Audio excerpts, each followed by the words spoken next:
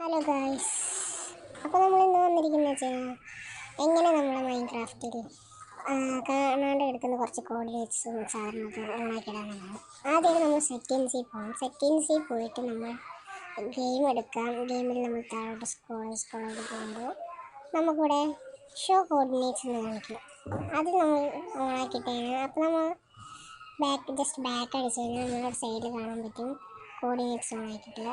ഭയങ്കര ഉപകാരപ്പെടുന്ന ഒരു കാര്യമാണ്. പിന്നെ നമ്മൾ ഗെയിമിൽ തന്നെ പോയിട്ട് താഴേക്ക് സ്ക്രോൾ ചെയ്ത് പോയി കഴിഞ്ഞാൽ നമുക്കിവിടെ ഷോ ഡേയ്സ് എന്ന് കാണിക്കും. അതുകൂടി ഓണാക്കിയിട്ടാണ് നമുക്ക്